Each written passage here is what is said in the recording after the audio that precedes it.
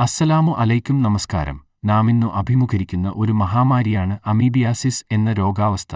കേരളത്തിന്റെ പല ഭാഗങ്ങളിലും ദിനേന ഈ അസുഖം റിപ്പോർട്ട് ചെയ്തു. ഈ അസുഖം നമ്മുടെ പഞ്ചായത്തിലും അടുത്ത പ്രദേശങ്ങളായ കൊയിലാണ്ടി, പെയ്യോളി, കിയൂർ എന്നീ സ്ഥലങ്ങളിലും റിപ്പോർട്ട് ചെയ്യപ്പെട്ടിട്ടുണ്ട്.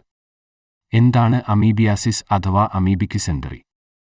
എൻഡമീബ ഹിസ്റ്റോലിറ്റിക്ക എന്ന പ്രോട്ടോസോവൻ പരാന്നഭോജിയാൽ കുടലിൽ ഉണ്ടാകുന്ന അണുബാധയാണ് അമീബിയാസിസ്, അമീബിക് ഡിസെൻറ്ററി എന്നും അറിയപ്പെടുന്നു.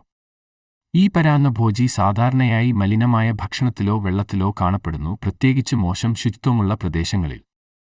അമീബിയാസിസിന്റെ ലക്ഷണങ്ങൾ മിതമായത് മുതൽ കഠിനമായത് വരെയാകാം. അവയിൽ ഇവ ഉൾപ്പെടാം: വയറിളക്കം, പലപ്പോഴും രക്തം അല്ലെങ്കിൽ മ്യൂക്കസ്, വയറുവേദന, അടിവയറ്റിലെ മലബന്ധവും ആർദ്രതയും, ക്ഷീണമോ ബലഹീനതയോ അനുഭവപ്പെടുന്നു, പനി, ചിലപ്പോൾ വിറയലും. കഠിനമായ കേസുകളിൽ അണുബാധ അമീബിക് കരൾ കുരുകളിലേക്ക് നയിച്ചേക്കാം അല്ലെങ്കിൽ മറ്റ് അവയവങ്ങളിലേക്ക് പടരുന്നു.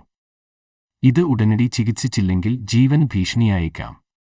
രോഗനിർണയത്തിൽ സാധാരണയായി പരാന്നഭോജിയുടെയോ അതിന്റെ ഡിഎൻഎയുടെയോ സാന്നിധ്യത്തിനായി മലം സാമ്പിളുകൾ പരിശോധിക്കുന്നത് ഉൾപ്പെടുന്നു. ചികിത്സയിൽ സാധാരണയായി പരാന്നഭോജിയെ കൊല്ലാൻ ആന്റിബയോട്ടിക്കുകൾ ഉൾപ്പെടുന്നു.